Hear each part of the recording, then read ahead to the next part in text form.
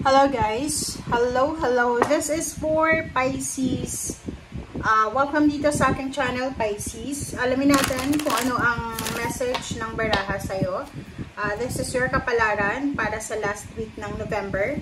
So, this is from November 23 hanggang November 30.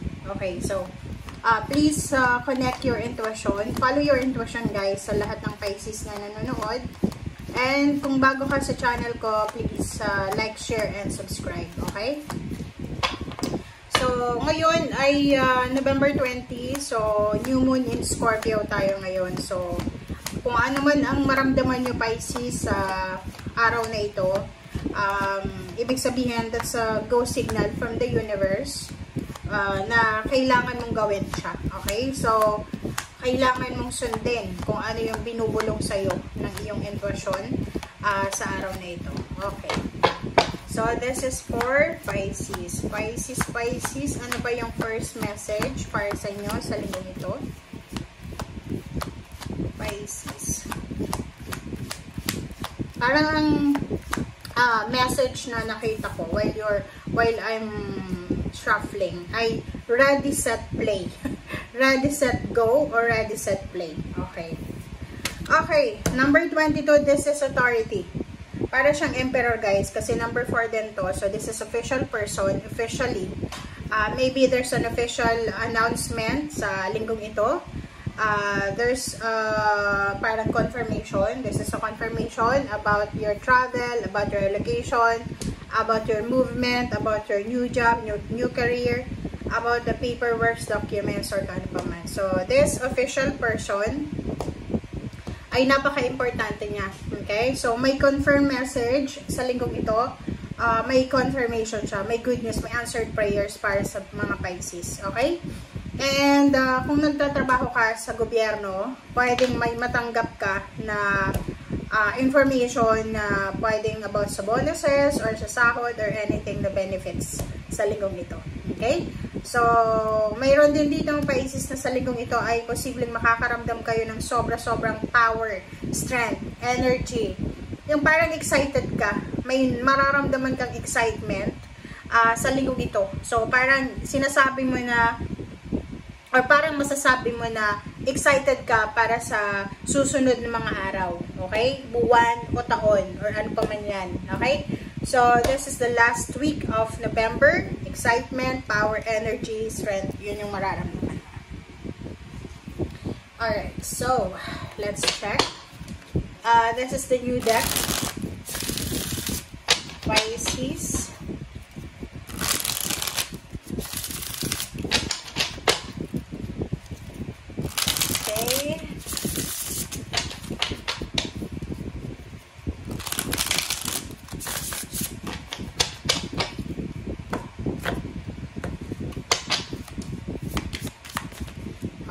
Pisces.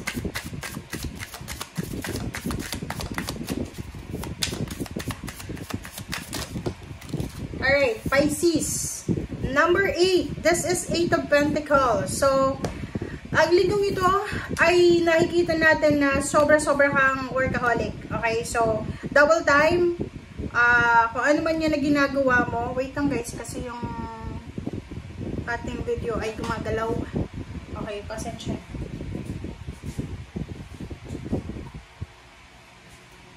Okay.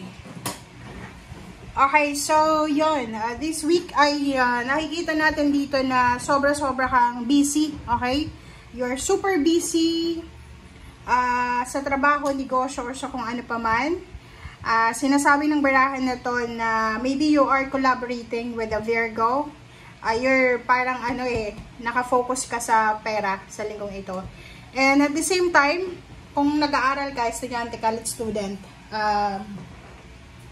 sobra-sobra kang focus din sa pag-aaral mo. Okay?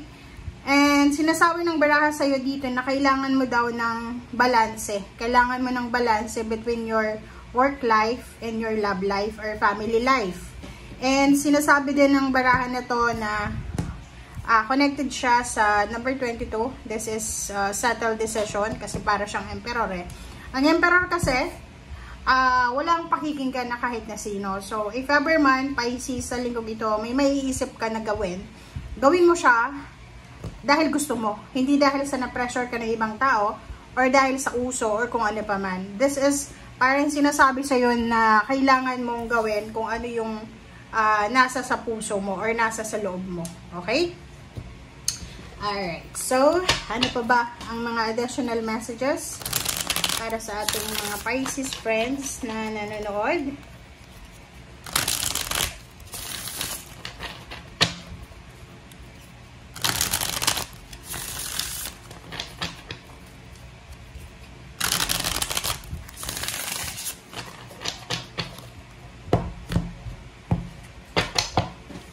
Okay. Pisces. First card natin, this is Knight of Cups. Three of Pentacles. Wow. Energy mo to ha. Water sign. This is Earth signs. Three of Swords. OMG. Okay. This is the Devil. Temptation. And Six of Swords. Alright. And sa ilalim mo dito is Queen of Swords. So this is all about direction. Sinasabi ng baraso dito, Pisces, na makinig ka ha. Kasi there's someone here. It's either Virgo, Capricorn, or Taurus na posibleng nakasakit sa'yo. Maybe may ginawa silang masama laban sa'yo. Binackstab ka nila, tininider ka nila, ginawan ka nila ng masama, pinagnakawan ka nila, or pinagkaitan ng kung ano pa man. And the devil is here. Sinasabi ng barahan na yan na mag-iingat ka. Okay? You need to be careful. Maging careful ka sa mga tao. Kasi mayroon dito na mga tao na parang pwedeng makatanggap ka ng message. Maybe this is a shocking message para sa'yo. Kasi that message is from someone na gumawa ng masama sa'yo. Like for example, yung taong siniraan ka, biglang magsisend ng message sa'yo. Sa new account mo, kasi maybe block mo siya sa previous account, sa new account mo, and shameless diba? Shameless siya. Nakikita mo dito yung Three of Swords na hindi ka pa rin nakakaget over, pero makakatanggap ka ng message from someone na gumawa sa iyo ng masama. Yung mga taong tinulungan mo, tapos binackstab ka, trinider ka, and sinasabi ng pan na to na mag-iingat ka. Huwag kang magtitiwala ha. Kasi alam mo ba, may saying tayo, may kasabihan tayo na ang snake, magbalat kayo man yan, okay? Mag-shed man ng skin, di ba? Magbalat man yung snake, snake pa rin yan. Ano pa? Isipin mo, para ano pa? Para bumalik siya sa'yo. Ibig sabihin yan, babalik siya hindi dahil sa kailangan ka niya, dahil mahal ka niya. Babalik siya kasi malakas na siya may parang nag-level up yung energy niya. So kumbaga anytime pwede kanya ulit na sunggaban. So mag-iingat ka. You need to be careful. So at the same time, walang problema sa pakikipag-reconcile, okay? Kasi maybe this week you will receive a message, a chat, a call na pwedeng may magsusorry sa'yo or hihingi ng tulong or hihingi ng patawad. Okay lang, magpatawad. But, hindi ibig sabihin na kailangan mong ibalik yung dati, na makipag happy-happy ka, ganyan, banding-banding, no?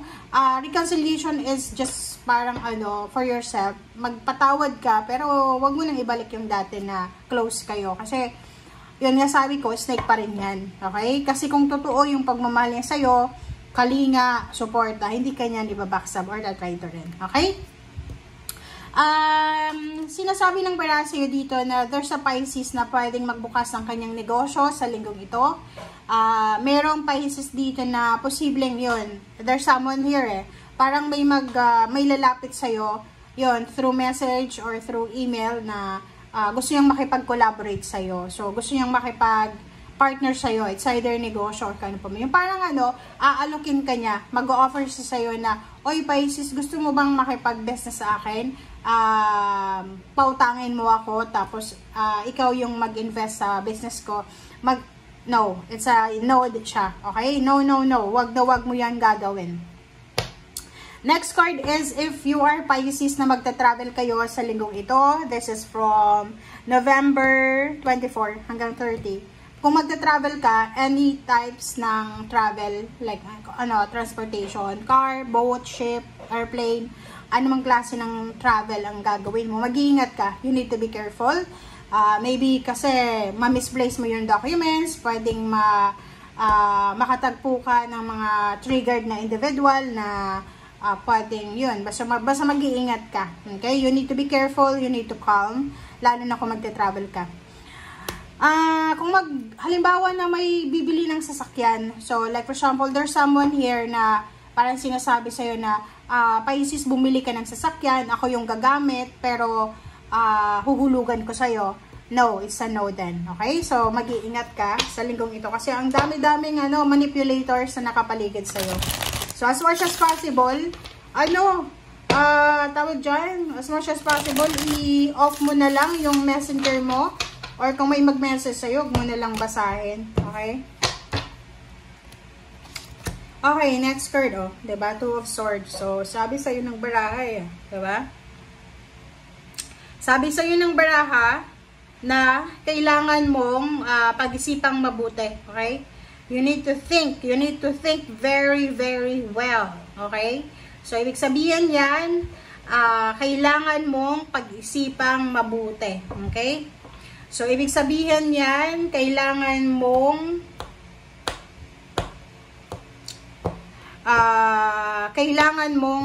i-double check lahat ng mga, kasi may official person dito. So, kung may mga contract signing, may kailangan kang permahan, dokumento, papeles, pag-isipan mong mabuti. Huwag kang magpapaniwala sa mga sabi-sabi, and huwag kang pipirma nang hindi mo binabasa. Yun yung pinaka-importante. Next card is King of Cups. This is your energy.